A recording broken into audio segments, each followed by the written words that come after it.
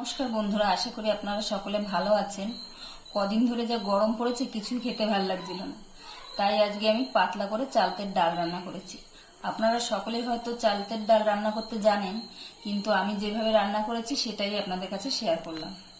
এই যে আমি একটা চালতা নিয়েছি, চালতাটাকে আমি এখন কেটে নিচ্ছি। বাবা, চালতাটা ভিতরে বেশি ভালো না, যাই হোক বাদ দিয়ে আমি নিয়ে নেবো।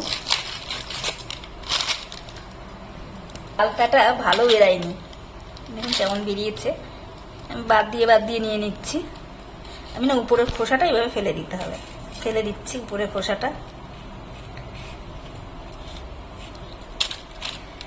তো পিচ্ছাল কাটাও যায় না ঠিক মতন,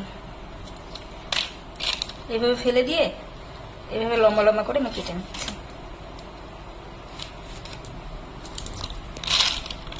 এখানে আমি নুন আর হলুদ জলের মধ্যে দিয়ে রেখেছি। নুন আর হলুদ ওই জলের মধ্যে আমি চালতাটা রেখে দিচ্ছি। এই উপরে খোসাটা বাদ দিয়ে দিতে হবে, নাহলে ভালো লাগবে না খেতে, কষ কষ ভাব আসবে। এটা চালতাটা একেবারেই বাজে, লাল লাল হয়ে গেছে। আমি বাদ দিয়ে নিয়ে নিচ্ছি কেটে। চালতাগুলো আমি সব কেটে নিয়েছি, দেখুন এই কটা পেয়েছি আমি ভালো, আর সব নষ্ট, অর্ধেকের বেশি আমার ফেলে দিতে হচ্ছে। যাই হোক, এইটুকুনি চালতে আবার হয়ে যাবে ডালটা। এখন এরকম জলের মধ্যে ভেজানোই থাকবে, ততক্ষণ আমি ডালটাকে সেদ্ধ করে নিই। এখানে আমি মটর ডাল নিয়েছি, হাফ বাটিরও একটু কম আছে।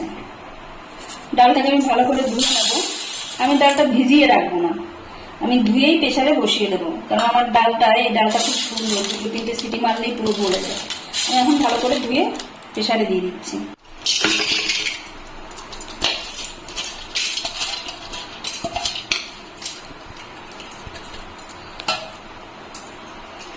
আমি জল দিয়ে দিচ্ছি, 1 গ্লাস জল দিলাম, মানে 2 আঙ্গুলের মতন থাকবে, ডালের উপরে 2 আঙ্গুলের মতন থাকবে।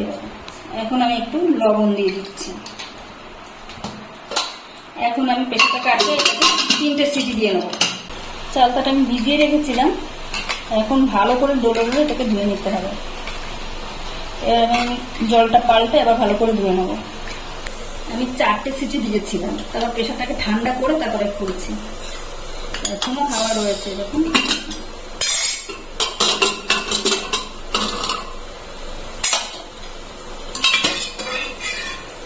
দেখুন আমার ডালটা খুব সুন্দর সেদ্ধ হয়ে গেছে, একদম একটাও গোটা গোটা নেই।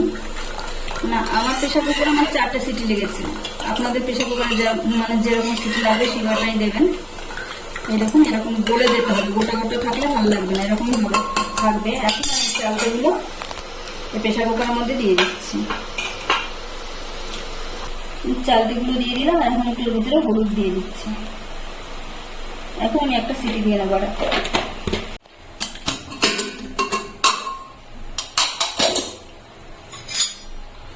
আমি একটা সিটি দিয়েছি। চালটা দেওয়ার পরে খুব বেশি সিটি দেওয়া যাবে না, একটা সিটি দিতে হবে, নাহলে পুরো গলে ঘ্যাট হয়ে যাবে।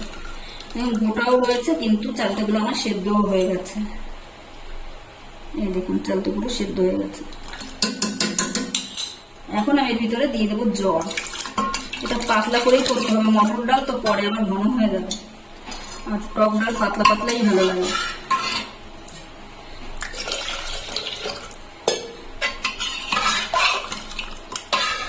এখানে আমি কড়াইতে সর্ষের তেল গরম বসিয়েছি, তেলটা আমার ধোয়া ওঠা গরম করে নিতে হবে। তেলটা আমি ভালো করে গরম করে নিয়েছি, ধোয়া উঠতে আরম্ভ করেছে। এই সর্ষের তেলটা কাঁচা থাকলে কিন্তু ডালটা খেতে ভালো লাগবে না, একটা গন্ধ আসবে। এখন আমি ফোড়নে দিয়ে দিচ্ছি শুকনো লঙ্কা আর সর্ষে। সর্ষেটা ভালো করে ফুটে গেলে তারপরে আমি দিয়ে দিচ্ছি ডালটা ঢেলে।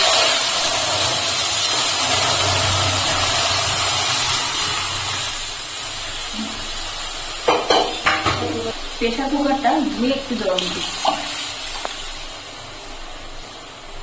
ডাল সেদ্ধ করার সময় লবণ দিয়েছিলাম, এখন দেখে নিয়ে তারপর একটু লবণ দিতে হবে। আমার একটু লবণ লাগবে, একটু লবণ দিয়ে দিলাম। এখন আমি এর মধ্যে দিয়ে দিচ্ছি 2টো চেরা কাঁচা লঙ্কা আর 2টো গোটা কাঁচা লঙ্কা, আর আমি দিচ্ছি সামান্য 2-4 দানা চিনি। আপনারা চিনি পছন্দ করলে দেবেন, না হলে বাদ দিয়ে দেবেন। এখন আমি টক করে ফুটতে দেবো। আমি 3-4 মিনিট ধরে ভালো করে ফুটিয়ে নিয়েছি।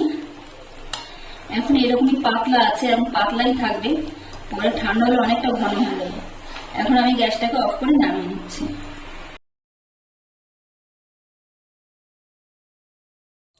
রেসিপিটি যদি ভালো লাগে তাহলে একটা লাইক, কমেন্ট ও সাবস্ক্রাইব করে পাশে থাকার অনুরোধ রইল।